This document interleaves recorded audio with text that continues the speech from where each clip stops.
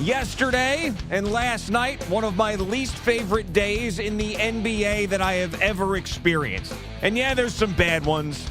Certainly Knicks playoff losses when I was younger. Some of these horrible days that the Knicks have gone through in recent memory, they're all up there.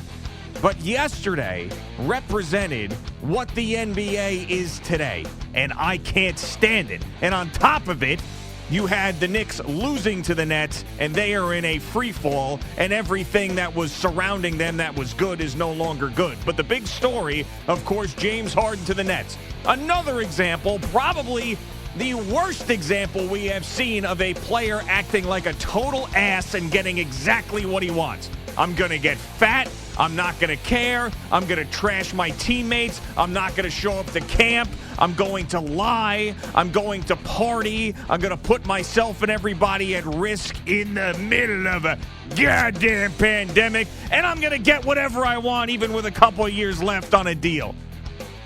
It's gotten too out of control.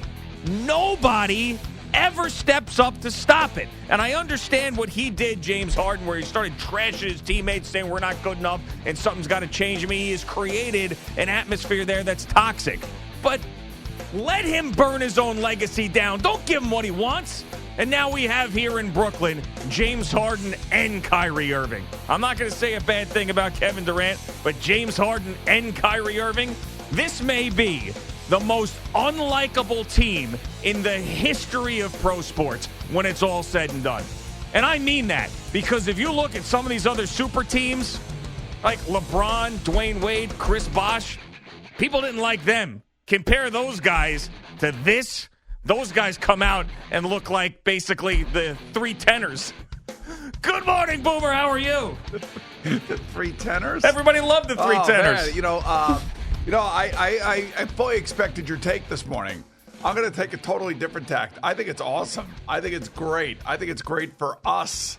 That's what I look at this as. I don't really give a damn about whether a Nets win or not. Just the fact that we got Kyrie Irving and James Harden on the same team is awesome.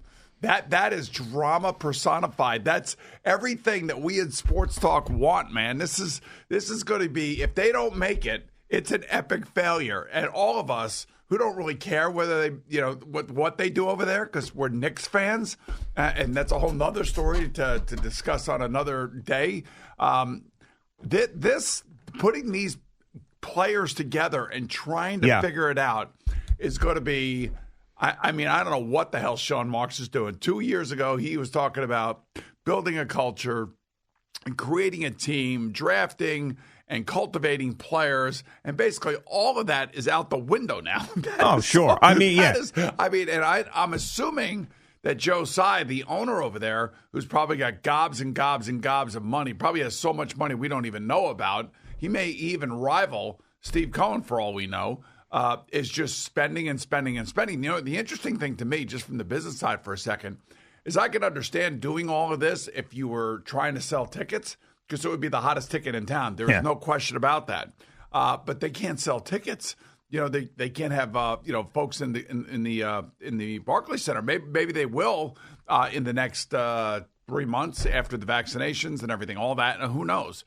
But I have to tell you, I am fascinated by all of this. And I know that, Evan went off yesterday afternoon. He's very unhappy about this. I have to tell you, from where I sit and from what I'm going to watch here, is going to be amazing.